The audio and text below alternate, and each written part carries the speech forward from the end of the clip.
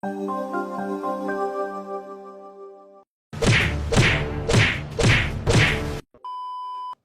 kapatid ng artistang si Angel Locsin na si Ella, isa rin umano nga NPA sa Polillo Island. Pagbubunyag ni Ka Eric, alam ito ni Angel. Ako po yung nagbunyag na si Ella Colmenares ay naging NPA sa Polillo Island. Oh, ayan. Ay yung kapatid ni Angel Locsin. Okay. That was the year 2004, 2005 kung hindi ko makakalimutan. Nang makita ko siya sa Polillo Island, nagpaplano kami noon sa NOC na i-raid ang munisipyo ng Municipal Police Station ng Polillo Island, Quezon Province. She was there.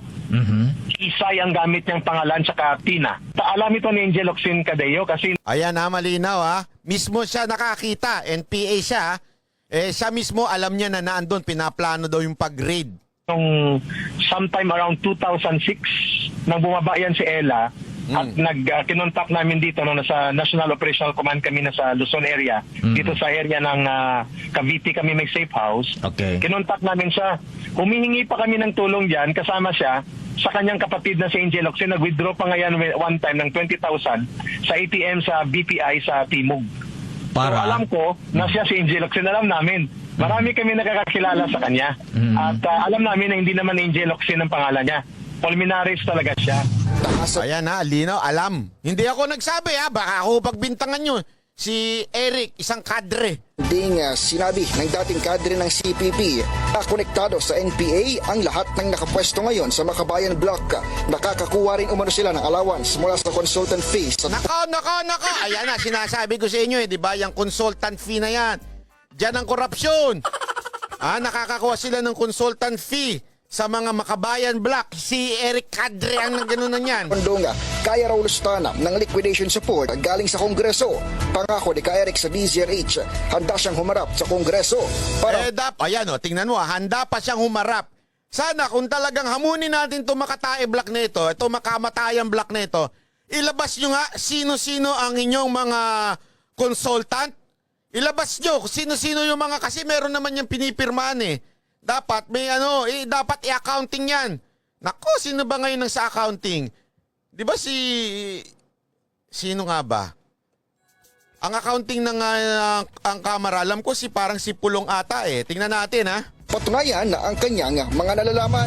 Kaya dinideklara ko ba ngayon sa programa mo Kadeo sa DZRH na ang lahat na nakaupo ng mga bayan mo na representatives, Anak Tawis, Gabriela Women's Party, Kabataan Party, at ang ACT teachers ay lahat mga CPP. Opo, that is a direct declaration. Ayan ha, alinaw niyan. Lahat to ng mga nakaupong Makatae Block.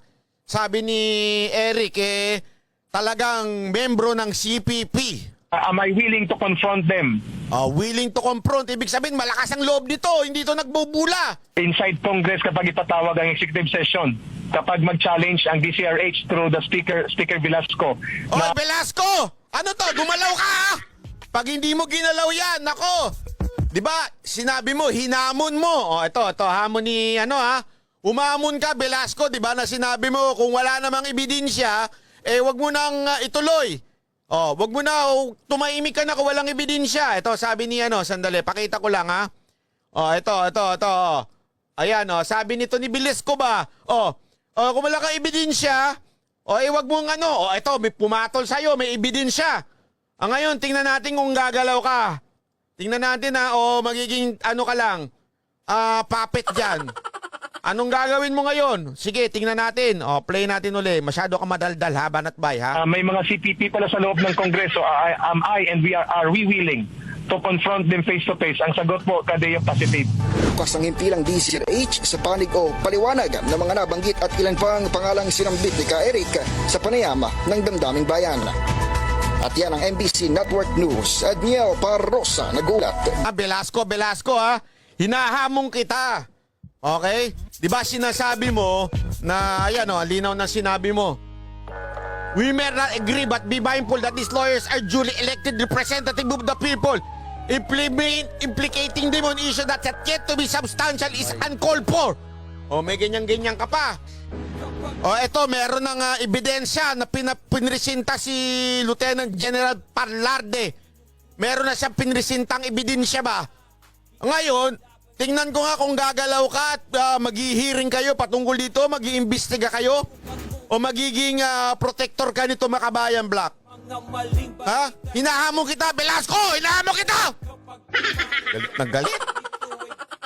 Kaming kumakatok na.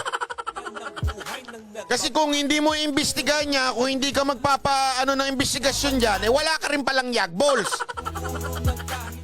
Ito tinatanong ko, wala ko sinasabi hindi pa kita inuhusgahan, binibigyan kita ng tsansa. Imbestigahan mo yan. Magbukas kayo ng investigasyon patungkol dyan sa mga Makabayan Black. Ito na sinasabi na ng isang dating NPA, lahat ng Makabayan Black members ay CPP. Direktang sinasabi na sa pagmumukha ninyo. Kung wala kayong gagawing ebidensya, wala kayong gagawing investigasyon, ibig lang sabihin nun, pinoproteksyonan nyo yan.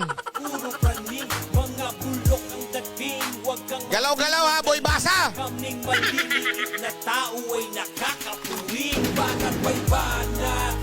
Tanto, ito daw yung mga artista na naggagalit sa Gabriela Adred tagging.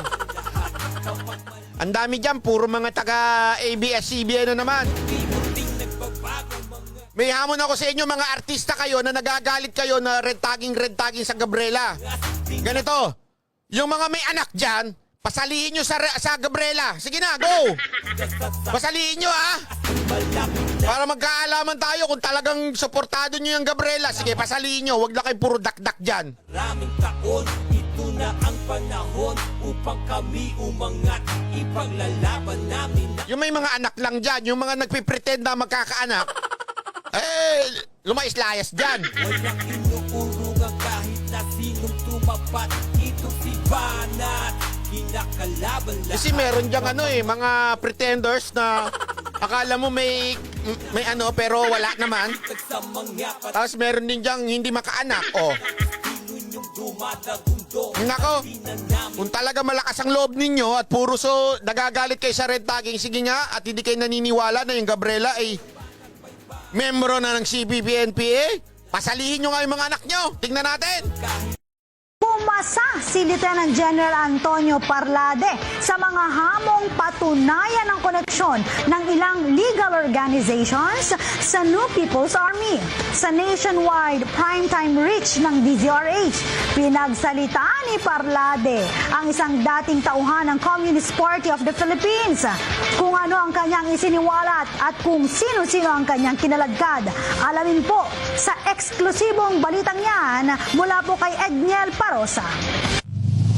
Pinatatahimik na ni mismong Pangulong Rodrigo Duterte ang mga tauhan ng Kalokohan, wala naman sinabi si Pangulong Duterte ganun. Ito talagang DCRH. militar na wala umanong patunay sa pag-red tag sa ilang individual, politiko man, artista o aktivista. Pero sa halip na manahimik matapos ulanin ng pagkontra, kumasa si Lieutenant General Antonio Parlade, tagapagsalita ng National Task Force to End Local Communist Armed Conflict sa mga hamong hubaran ng maskara, ang sinasabing front ng New People's Army. Matibay po ang ating ebidensya. Nag-usap na kami ni Secretary Lorenzana at yun naman yung guidance niya. Kung mayroon tayong ebidensya, ituloy lang yung ginagawa ko. Kung wala, tahimik ako. So nandito tayo ngayon, Kuyang. So ang ibig sabihin nun, meron tayong ebidensya. Sa eksklusibong panayam ng damdaming bayan, ipresenta ni Parlade si Ka Eric, dating Ito, si Kating NPA, pakingge. kadre ng CPP National, dating campus writer at mag-aaral ng University of the Philippines Diliman, na-recruit umano si Ka Eric sa New People's Army bilang taga-recruit din ng mga komunidad at mag-aaral sa Visayas ng 27 taon. Isa lang daw siya sa mga kadre ng kinusang pawang mga kabataang galing sa eskwelahan o sa rural o white areas kung tawagin. Pinakahuling proyekto umano ni Ka Eric bilang hepe ng bagong alyansang Makabayan sa Panay ay ang pagpapatalsik kay Pangulong Erap Estrada. Kami po nagpatalsik kay Pangulong Estrada. And during that time po, Ayun, lina NPA daw ang nagpatalsik kay Estrada. Maria Clara, salamat po ha. hindi alam ng mga senador, ng mga kongresista at mga governors na kausap namin. Pati po ni Manong Chavez, I think hindi rin namin kasi pinaprangka sa kanya na ang kaharap niya ay mga CPP kadre. Maybe may idea lang siya, hindi na naman namin kinoconfirm yan. Nung nasa NPA na kami, sa kanya na nalaman na kami pala yung dati. Kami yung Ang linaw no? Ibig sabihin talagang ito mga to, deep na yung kanilang pagpasok sa gobyerno. Hindi nila alam itong mga senador dati at saka mga congressman dati, maging si Manong Chavit, hindi alam ang kausap na pala nila mga kadre o mga NPA commander na, di ba? Linya kay Cardinal Sin. So, marami pong dapat may kwento na totoo na hindi po ito gawa-gawang kwento ni General Parlade. Pero 10 taon na bago makalabit at mapaliwanagan ng militar noong 2015 Grabe, ganong kalalim, ganyang kalalim yan. kilala na umano ni Ka Eric. Anong gano'ng kalalim? Napatalsik ang isang pangulo dahil sa NPA. Isipin nyo na mabuti to ha, hindi ito biro-biro. Napatalsik ang isang pangulo dahil sa NPA na hindi alam ng mga government official, hindi alam ng mga senador.